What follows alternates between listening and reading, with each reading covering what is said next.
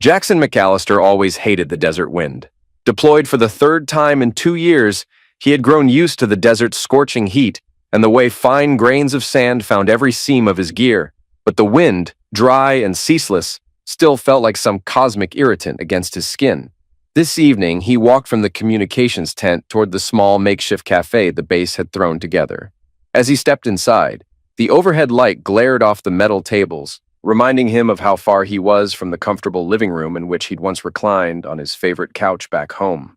"Yeah," he murmured under his breath. "I'll be glad when this is over." He was about to order a coffee when his phone buzzed. The number flashed local with the same area code as his hometown. His heart gave a slight jolt. He had 2 kids, a wife, and a quiet suburban street that usually didn't make trouble. He answered quickly. "Hello?" he said, tension creeping into his voice. "Jackson?" came a low murmur. "It's Elijah from next door." Jackson swallowed. Why would Elijah be calling? "Hey man, everything okay?" Jackson asked. "I've still got 4 weeks left here." "That's what I wanted to talk to you about," Elijah said, sounding uncomfortable. "Look, Jackson, I wouldn't do this unless I thought you really needed to know. But your wife, Tamara, she's having people over." Jackson pulled the phone tighter against his ear as he stepped back outside the makeshift cafe. The evening sun in the Middle Eastern sky glowed red, but all he saw was the swirling chaos of that single statement. "She's having people over." "Elijah," Jackson said slowly, "you can't just call me with half a story. I'm thousands of miles from home. If something's wrong, tell me." "There are men," Elijah said in a resigned voice. "It's not just one. Different men, different cars. They show up at all hours, but especially late, and they're inside your house for quite a while." Jackson's heart hammered. He tried to keep his breathing measured, tried to focus on the details. "You're sure these aren't just friends, colleagues? Maybe it's her cousin or something else." "I'm sure," Elijah replied. "A few times I caught glimpses through the window. I saw them on the couch. It didn't look like any casual get-together. I've got license plates, pictures. I'm sorry, Jackson. You're too good a guy for me to just keep quiet." A long moment passed where Jackson's pulse roared in his ears. Then he said, in a stony hush, "Send me everything." He spent the night poring over the photos Elijah emailed. He recognized the front of his house, the driveway, the porch, the big silver mailbox, and there were men, some older, some younger, cars parked at suspicious times, timestamp after timestamp. Several glimpses showed Tamara at the doorway, letting them in with a bright smile. A few shots taken through parted blinds showed her leaning across a stranger on the couch, or his arm around her waist, an unspoken closeness that turned Jackson's stomach. The next morning, the scorching desert wind felt sharper, and the air seemed harder to breathe. It took him 2 days to get emergency leave. He said it was a family crisis. He wasn't lying. The commanding officer gave him a stiff handshake and told him to handle business back home. Jackson packed his duffel with single-minded focus, ignoring his bunkmates' questions about whether he was all right. He just needed to get on that plane. On the flight back, he stared at the overhead lights and tried to piece it together logically. Tamara, mother of his 2 daughters, a woman he'd known for 8 years. She had to be lonely, sure, with him gone so much. But multiple men? Over and over? Why? He whispered to himself. It felt impossible. Yet he had the evidence on his phone. By the time he landed stateside, his head was full of swirling anger and heartbreak and that raw edge of betrayal that made him want to break something. He couldn't just storm home and confront her. If Tamara was brazen enough to do this under her own roof, she might lie her way out of it if he didn't present airtight proof. No, he told himself. He would handle this carefully. Logically. That was how to approach any mission. Gather intelligence, plan, then strike. He pulled his rental car into a modest motel parking lot, about 15 minutes from his quiet neighborhood, and used a credit card she didn't know about. The room smelled of stale coffee and cheap air freshener. The floral bedspread had seen better days. Jackson sat on the edge of that bed, phone in hand, going through Elijah's evidence once more. He pressed the screen to call Elijah. The phone rang, and then a voice. "Jackson," Elijah said softly. "Thanks for everything," Jackson answered. "I'm here in town. I'm not going to my house yet." "Let me know if you need anything," Elijah said, relief flooding his tone. "It's been bugging me for months." A chill ran through Jackson's spine. "Months?" he echoed. "This has been going on for months?" "I only really noticed it consistently the last 2 months," Elijah clarified, "but I suspect longer. Look, I know it hurts. If you want me to watch the house tonight, I will. I can send you a text if anyone comes by. Jackson's jaw flexed.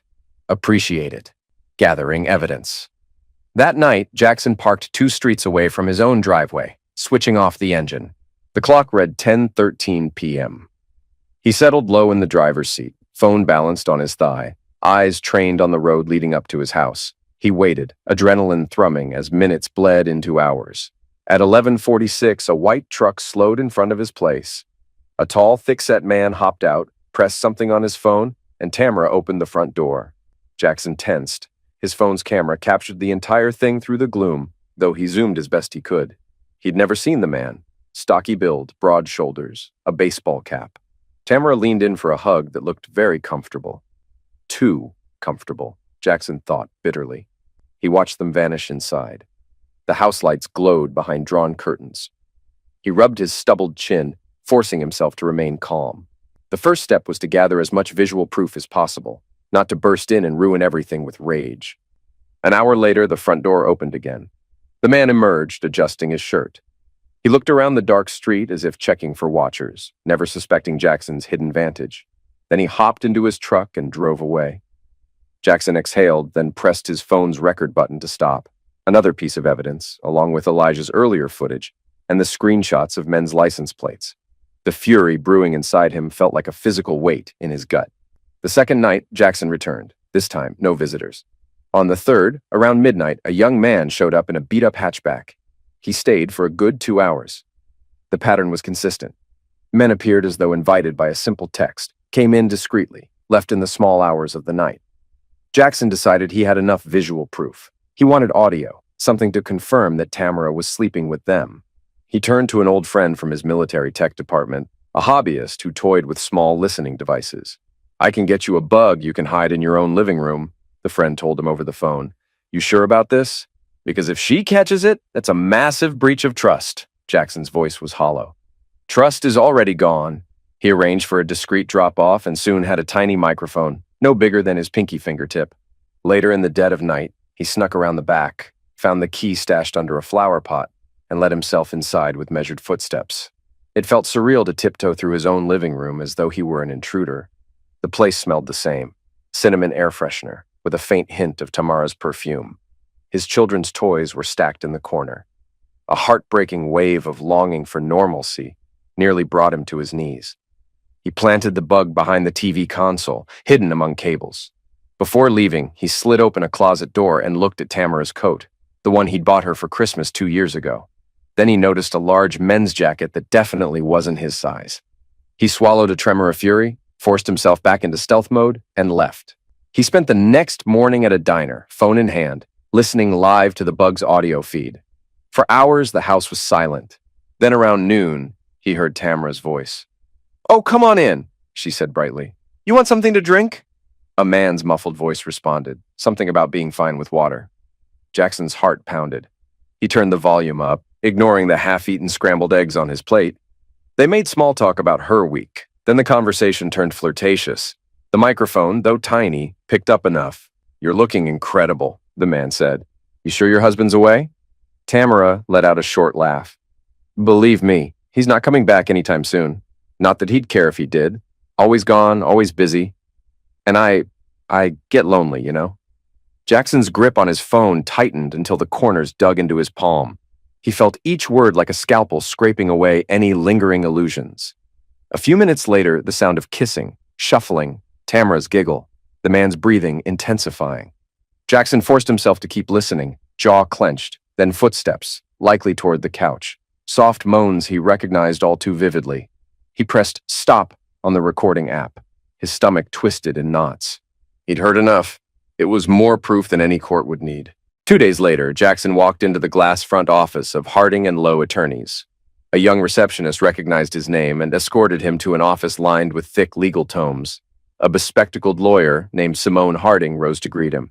"Captain McAllister," she said, shaking his hand. "Please have a seat. I'm told this is a delicate family matter." Jackson swallowed. That's one way to put it. He opened the folder in his lap, pulling out printouts of screenshots, license plates, pictures of Tamara hugging other men, timestamps. He had an external drive with audio files, too. Simone's brows rose as she flipped through them. It's quite a bit of evidence, she commented gently.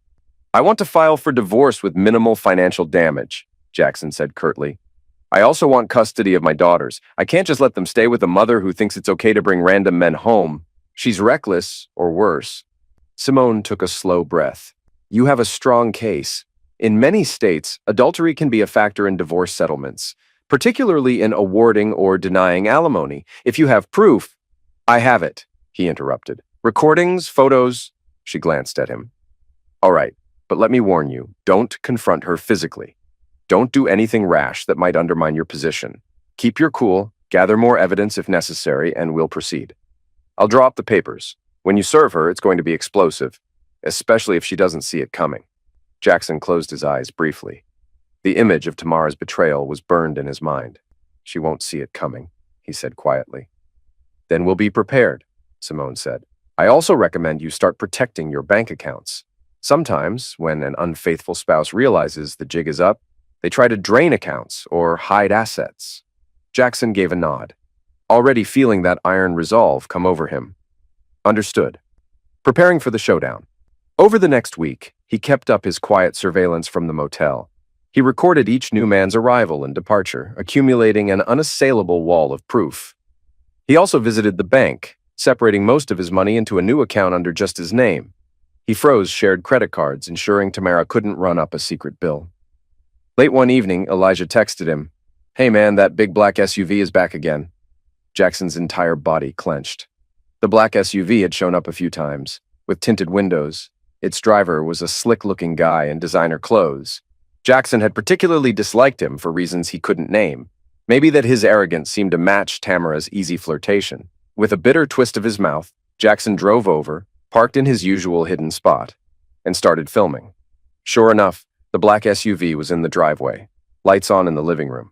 He glimpsed the silhouette of the man with Tamara, arms around her waist. In that moment, Jackson realized he no longer felt heartbreak, only a burning need to finalize this. She had turned their home into some casual flophouse for men, and she was doing it while he was out risking his life for the family. Enough was enough. After the man left, Jackson made calls to finalize everything. He arranged an official date to serve the divorce papers, had them in his glove box, ready to be delivered, and started planning exactly how to confront Tamara. Part of him, though, wanted a measure of not just justice, but an unfiltered vengeance. He daydreamed about a scenario that put her lover on his knees, made him face the consequences. But the lawyer's cautionary words echoed in the back of his mind. Don't do anything rash. Yet that night, the anger wouldn't let him sleep. The next morning, a Saturday, Jackson finally decided to go home in broad daylight. He unlocked the front door, letting the soft smell of home wash over him. It felt both familiar and alien. The living room was tidy, perhaps unnaturally so, like Tamara had tried to wipe away any evidence from the previous night. He found her in the kitchen, hair tied back, making pancakes. For a surreal moment, he recalled the sweet weekends they used to share, when he'd be home from deployment, eager to see her and the girls. She whirled around at the sound of the door. Her eyes widened, spatula frozen in her hand. "Jackson?" she said in disbelief. You're back? I thought you weren't home for another 3 weeks." He dropped his duffel bag by the entry. Plans changed. She set the spatula down, face flickering with a complicated blend of guilt and confusion. "You look exhausted. When did you— How?" He steeled himself against the wave of emotions. "Got back a week ago, actually," he said. "I was staying at a motel." Her brows furrowed. "A motel? Why on earth?" He stared at her until she began to fidget, as if sensing some deep threat. "Because I've been watching," he said softly. "Watching what?" she asked, voice warbling. "Everything." He placed his phone on the counter. A still image showed the front door camera Elijah had captured. Her eyes flicked to it and she paled. You've been spying on me?" she whispered, cheeks going ashen. He reached inside his jacket, pulled out the stack of photos.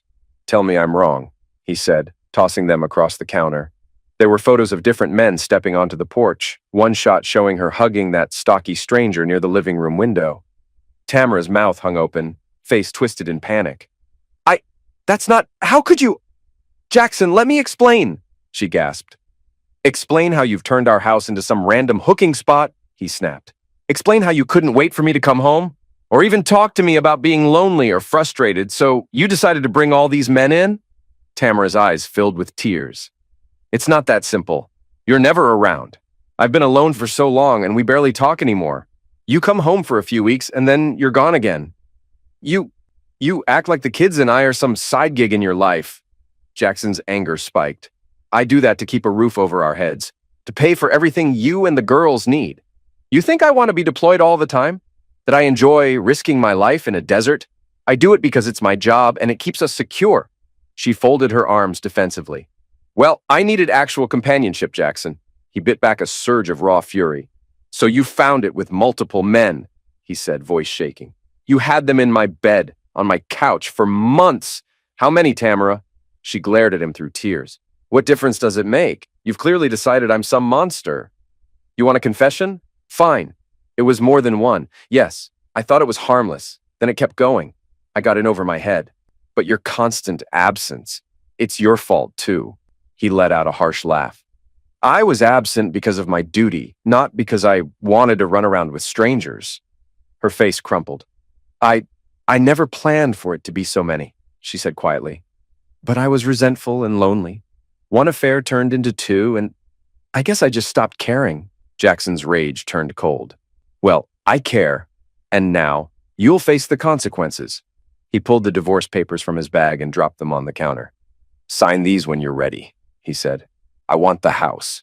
I want custody of the kids. I'm not giving you a penny more than you deserve. And from where I stand, you deserve nothing. She stared at the official documents as though they were a live grenade. You can't just steal my kids away, she cried. He shook his head. I'm not stealing them. I'm protecting them. If you bring random men in while they're upstairs, that's irresponsible, and I can prove it in court. Tamara burst into tears, sinking against the counter. Jackson, please, we can talk about this. You don't have to blow everything up, he swallowed. A part of him recognized the heartbreak in her, that she might be genuinely remorseful in this moment, but the avalanche was already rolling. I tried to talk with you for years, he said. You made your choices. He left her crying in the kitchen, stepping out to the porch to breathe in the fresh midday air. The weight on his chest was suffocating. In the days that followed, the tension in the house was unbearable. They had two daughters, Vanessa, 9, and Tori, 6, who were staying with Tamara's mother for a short while so the parents could sort things out. That left Jackson and Tamara alone under the same roof. She tried to talk to him repeatedly, tried to reason with him, but he retreated to the guest bedroom, ignoring her attempts. He was too angry, too hurt. Then, one afternoon, a day before Tamara's mother was supposed to bring the girls home, Jackson noticed a strange car rolling up out front. Peering through the living room curtains, he recognized that black SUV. A tall man stepped out, looking determined. Tamara rushed out the door to meet him on the porch. Jackson pressed his ear to the window, hearing raised voices. What are you doing here? Tamara hissed. We need to talk, the man said. You told me your husband was overseas for weeks. Now I hear he's back, messing up everything. And what about you and me? She let out a harsh whisper. There is no you and me. Everything's falling apart now, thanks to how sloppy you were the other night. You took calls in my kitchen like you owned the place. The man scoffed. Oh, so it's my fault? Maybe if you'd told me the truth about him coming back, I wouldn't have walked into a trap. Where is he, anyway? Jackson felt his temper flare. He's talking about me like I'm some inconvenience. He slipped out the side door, circling around to the front porch. They were so engrossed in arguing, they didn't see him until he was halfway up the path. Looking for me? Jackson called, voice echoing across the small lawn. The man whirled, blinking in surprise. Tamara, eyes huge, took a step back. Jackson's gut coiled as he recognized the man's confident sneer. This was someone who clearly had no shame in stepping into another man's marriage. You must be Jackson, the man said coolly. You got a name? Jackson asked, fists curling at his sides. Call me Carlos, the man replied.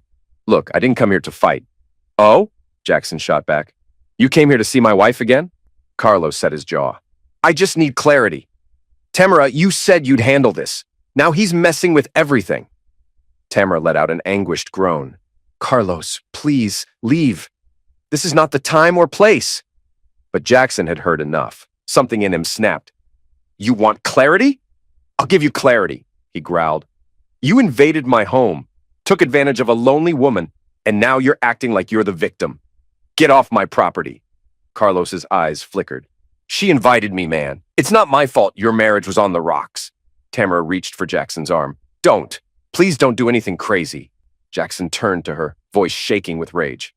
Crazy? How about letting this jerk swagger through my house while I'm risking my life overseas? That's crazy. He shoved Carlos hard in the chest. The man stumbled back off the porch steps, nearly losing his balance. Get out of here before I really lose my temper, Jackson warned. Carlos's face twisted in anger, but he saw the fury in Jackson's eyes. You're not worth it, he muttered, rubbing his chest where Jackson's palm had struck him. Tamara, you've got my number if you ever want to talk. She glared. Just go! He climbed into his SUV, slamming the door, and reversed out in a squeal of tires. Tamara burst into tears, covering her face. Why can't you just let me handle things quietly? She sobbed. I never asked him to come back here. Jackson gave a bitter laugh. You should have thought about that before inviting him in the first place. She dropped onto the porch bench, tears streaming. I messed up. I'm sorry, all right? I never wanted it to go this far. He stepped away, voice husky with betrayal. Well, it did. That evening, Jackson sat in the dark living room staring at the array of evidence he'd compiled. Photos, recordings, the divorce papers yet unsigned. The ache in his chest told him he wasn't satisfied with just a legal outcome. The sense of betrayal demanded more. He opened a drawer in the side table. Inside was a small black lockbox containing his personal sidearm, a .357 revolver. He'd never used it stateside except for practice at the range. He lifted it, feeling the weight in his palm. This is dangerous, he whispered, but maybe it's exactly what they deserve. His mind flitted to the image of Carlos sneering in his face, or those other men, casually walking in as though it were their house. The fury welled up anew. The lawyer's warning chimed in his mind. Don't do anything that might cost you custody. He closed his eyes. Maybe he could orchestrate a confrontation that exposed the truth, once and for all, something no judge could ignore. A sting, perhaps. He knew enough about infiltration and subterfuge from the army. If Tamara insisted on continuing these affairs, or if any of these men came back, he'd catch them in the act. This time face to face, with a camera rolling. He pictured pinning them to the ground on the front porch, forcing them to confess the affair with Tamara in front of the world, or at least in front of someone who mattered. The voice in his head asked, Is that what you want? To humiliate them? He stared at the gun. Maybe so. He was done being the naive, blindsided husband. A week later, Tamara had effectively moved to her mother's with the kids. They rarely spoke except for short, tense updates about custody discussions. The house was mostly empty. Jackson, still living there, found it easier on his raw nerves not to see her daily. Part of him felt relief. He didn't want to watch her mope or plead forgiveness. Late one afternoon, while clearing old files from the home office, he discovered a note scrawled in Tamara's handwriting. A date, a time, and an address. Beneath, she'd scribbled the name John. Curiosity flared. Was this another rendezvous? He pocketed the paper, a surge of adrenaline dancing along his veins. If she was hooking up again, maybe he could use that. He texted Elijah for some background help, but Elijah just said, Haven't seen her around. She left with suitcases. Jackson decided to investigate himself. He drove out to the address on the note that Friday night. It was a small bar on the outskirts of the city, half-empty parking lot. From the driver's seat, he watched Tamara step out of a friend's car, glancing around. A tall man, brown hair wearing a casual button-down, approached. They talked briefly. She looked hesitant, but then they both headed into the bar side by side. Jackson followed them in quietly. The place smelled of spilled beer and old leather. Neon lights buzzed overhead. Tamara and the man, presumably John, took a booth in the corner. Jackson perched at the bar, half hiding under a baseball cap. He sipped a soda, straining to listen. They seemed to have an intense discussion. John reached out, took her hand. She looked distressed. He couldn't catch all the words, but gleaned that Tamara was venting about her crazy husband who found out everything, and that she was stuck dealing with the fallout. John's eyebrows rose. He tried to comfort her, stroking her hand. Jackson's stomach twisted. She's still seeking emotional or physical comfort in random men. He felt a renewed wave of fury, but also a sense of clarity. Tamara was who she was, and no last-minute apologies would fix it. After an hour, they left. He didn't see them exchange more than an awkward hug in the parking lot. Perhaps they parted ways. Perhaps not. Jackson considered confronting them right there, but decided against it. This time, he'd keep his powder dry. Late the next night, Jackson received a text from an unknown number. "Jackson, your wife's at the house. She brought some guy. Thought you should know." He jolted upright, suspicion flaring. Was it a neighbor or one of Elijah's acquaintances? It didn't matter.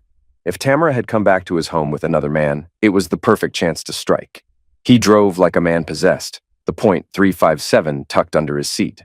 The entire time, an internal voice warred inside him, "Don't do this. You'll jeopardize everything." But another part replied, "They've taken everything from you already." When he pulled up, the street was dark. The same black SUV sat in his driveway. Carlos again. Jackson felt a savage grin tug at his lips. Perfect. He took out his phone, pressed record, then opened the glove compartment to reveal a small handheld camera as well. "Let's see how tough he is when the husband's right here," he muttered. He stepped out of the car. The front door was slightly ajar, probably not locked. He nudged it open and heard muffled voices from the upstairs bedroom, his bedroom. A wave of revulsion slammed him. Without a second thought, he climbed the stairs. The voices grew clearer. "You sure you want to do this?" Carlos asked. "I thought you said you were done." Tamara sighed. Everything's unraveling, but I needed to feel something good again. I can't talk to my husband. He's like a stranger." Jackson's hand tightened on the banister. He waited just outside the bedroom door, heart pounding. Then he shoved it open, camera in one hand, the other near his revolver. Tamara let out a shriek, scrambling off the bed. Carlos cursed, grabbing for his shirt. Jackson stood there, phone lens aimed at them. "Smile," he said quietly. "You're on camera." "Jackson!" Tamara shrieked. "What are you doing? Stop filming!" Carlos swung his legs off the bed, face contorting. "You psycho! Get out of here!" "You get out!" Jackson snarled, brandishing the camera. "I have had it with you creeps walking into my house like it's a hotel. Let's have you say hello to your family or your wife if you have one." He tapped the screen, flipping the camera to show Carlos's face clearly. "Tell them who you are and why you're here." Carlos lunged forward as if to slap the camera away. Jackson stepped back and drew the revolver, the weight solid in his hand. "Touch me and I swear I'll make you regret it." Tamara gasped, pressing herself to the wall, eyes locked on the gun. "Jackson, put that down!" Carlos lifted his hands in surrender, an edge of fear in his eyes. "You're insane, man. You can't threaten me with a gun in your own house." "Watch me," Jackson said, voice low with fury. "Out of the bed. Both of you." He motioned with the barrel. Carlos, still shirtless, slid off the bed. Tamara trembled, hair tangled around her face. Jackson pointed to the hallway. "Move!" They stumbled down the stairs, Jackson trailing with the revolver. Adrenaline coursed through his veins, making him almost giddy. Outside on the porch, the security light clicked on, bathing them in harsh brightness. He pressed record on his phone again. "On your knees," Jackson commanded Carlos. Carlos glowered. "No way!" Jackson cocked the hammer on the revolver with a menacing click. "Do it!" Carlos slowly sank to his knees, arms raised. Tamara let out a ragged sob. "Jackson, please, you'll go to prison. Stop. Think about the kids." He flicked a glance at her, voice dripping with anger. "I'm not the one who forgot them in the first place. You want to break vows? Fine, but you do it in my bed. I'll show the entire world who you are." Then to Carlos. "Say your name. Say what you're doing here." Carlos's face twitched with humiliation. "Carlos Rivera," he muttered. I'm here because Tamara invited me." Jackson's camera was rolling.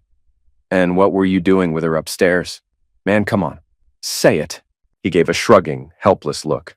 "I was sleeping with your wife?" Tamara sobbed, hugging herself. "Jackson, I hate you for this," she hissed. "You're humiliating us." He whipped the phone toward her.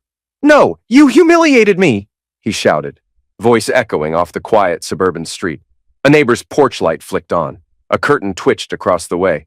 "You think I care if the neighbors see? Let them see exactly who you are." She slapped him with her open palm, tears brimming. The blow stung his cheek. He took it without reacting, camera still aimed. "Good," he said. "Let that be on record, too." Then Tamara, face crumpled in despair, whirled and realized she was half-dressed, wearing only a thin robe. She stumbled down the porch steps toward the driveway. "I'm leaving," she cried, rummaging for her car keys in trembling hands. "You're insane!" She opened the car door, jumped in, and turned over the engine. The tires screeched as she pulled away, leaving Jackson and Carlos on the porch. Jackson turned his attention back to the kneeling man. You, get in front of that camera again, Jackson ordered. I want you to apologize to me for stepping into my house, my marriage. Carlos glared. Man, you forced me at gunpoint. You think any of this will hold up in court? Jackson let out a bitter laugh.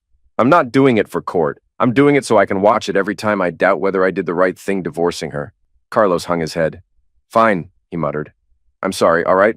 I'm sorry I messed with your wife. Jackson exhaled, his chest heaving. It didn't feel as good as he'd imagined. A wave of weariness washed over him. Get up, he commanded, stepping back. Get in your SUV and never come near us again. Carlos scrambled to his feet. He glanced at the defaced front door. Jackson had banged it in rage on his way out and quickly retreated, shirt bundled in one hand, to his vehicle. As he sped off, Jackson stood there, revolver hanging at his side, phone camera still recording the empty street. He ended up using that footage, along with all the prior evidence, in his final court filings for divorce. When Tamara realized how damning it was, she tried to mount a defense. He threatened me! He threatened my lover at gunpoint! But the video also showed she'd repeatedly attacked him physically, the slap, that it was his own house, and that she had engaged in continuous adultery. Simone Harding, Jackson's lawyer, was visibly alarmed when she saw the confrontation footage. You're lucky, she said gravely in her office, arms folded across her chest. Lucky you didn't call the police. This could have ended badly for you. Jackson stared at his hands. I know, but it's done. Will it hurt the custody case? Simone sighed. There's a risk. But given Tamara's track record, if we argue you were in emotional distress, and these men were parading in front of your children, the judge may not be too harsh. Still, you need to keep your temper in check from here on out. He pressed his lips together. Understood. The court battle took months. Every day, Jackson worried that his display of intimidation would cost him dearly. But the weight of Tamara's numerous affairs, the risk she'd posed to the children by letting strangers into the house, and the mountain of photographic and audio evidence swayed the judge. In the end, the ruling was harsh on Tamara. No spousal support awarded, joint custody on paper, but the children primarily stayed with Jackson, as Tamara lacked stable housing and had demonstrated poor judgment. The house was his, though he eventually sold it to cut ties with painful memories. When the final gavel fell, Tamara was left to move back in with her mother. She had no job and little savings. Some of the men she'd turned to vanished once she was no longer in a comfortable suburban arrangement. Carlos presumably never spoke to her again. Jackson heard rumors she'd turned to partying, then to depression, drifting in and out of short-term work. The court had mandated therapy sessions for her before she could have extended visits with the kids. As for Jackson, he kept the revolver locked away in a safe. He wondered sometimes if he'd gone too far.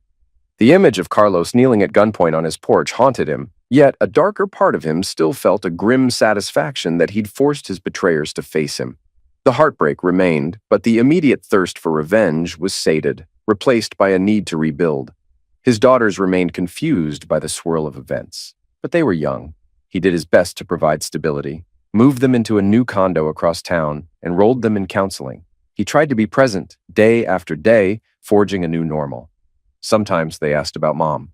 He explained gently that she was sorting out her own problems, but that she loved them. He refused to poison them against her. They'd figure it out in time. Months rolled by. Jackson resumed a stateside posting with the Army, allowing him to remain near the kids. Elijah occasionally texted to check in, expressing relief that Tamara was out of the neighborhood. Simone Harding emailed a congratulatory note on the final divorce settlement, reminding Jackson to maintain his composure if Tamara's behavior escalated. During a quiet evening, as the girls watched cartoons in the other room, Jackson sat in his small living room chair, eyes on the TV, but mind elsewhere. He still felt the raw edges of everything that happened, a sense of betrayal, an emptiness where his marriage once was, but also a strange sense of liberation. I'm free, he whispered, free from the lies. His phone buzzed. A text from Tamara. I'm sorry for everything. Can we talk?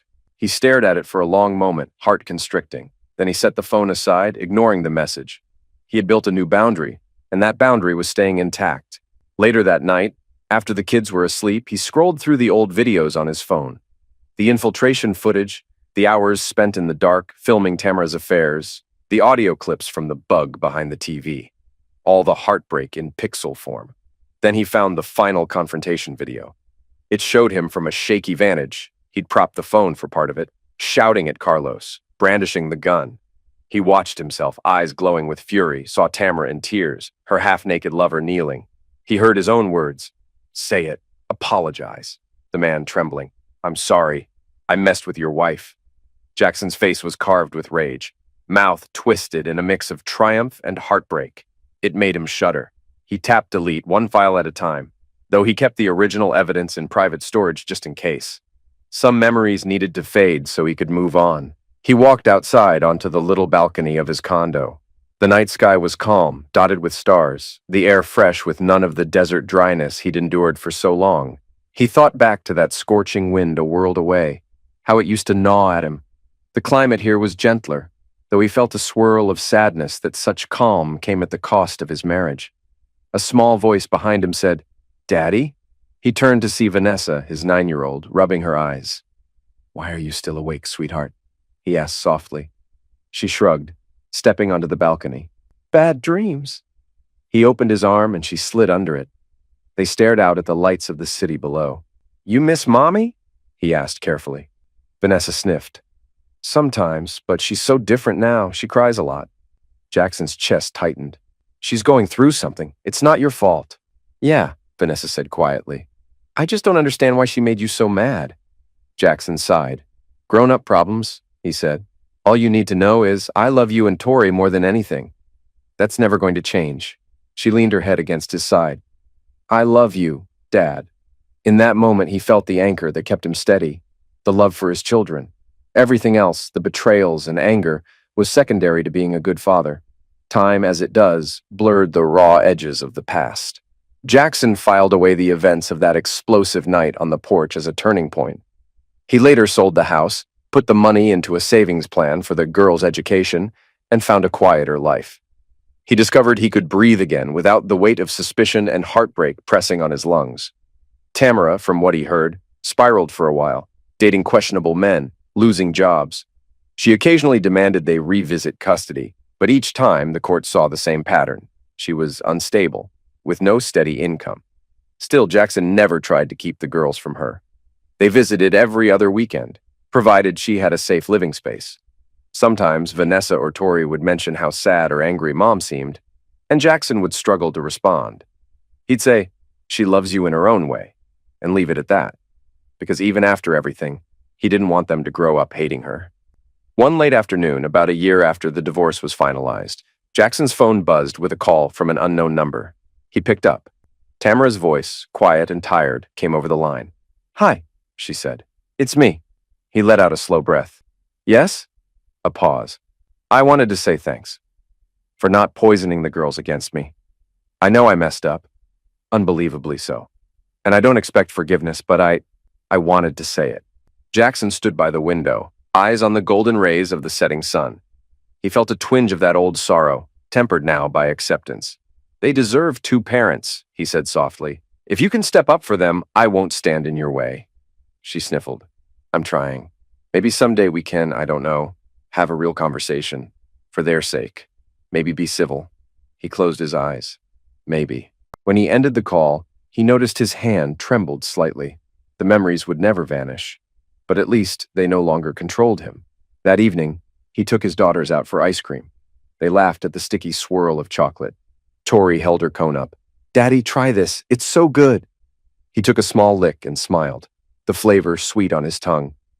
For the first time in what felt like eons, there was real joy, something free of suspicion, heartbreak, or anger.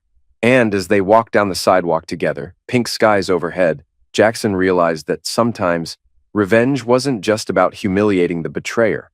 It was also about reclaiming your own power, enough to become a better, stronger version of yourself in the aftermath. In that sense, he had triumphed. He had the children's love, a stable life, and a future no longer dictated by Tamara's unfaithfulness. "Come on, girls," he said, ruffling Tori's hair. "Race you to the car." They squealed and ran ahead, giggling. Jackson jogged behind them, heart lighter than it had been in a long time. The old desert wind was far away now, replaced by the bright laughter of family that still belonged to him no matter how battered his heart had been, and that was enough.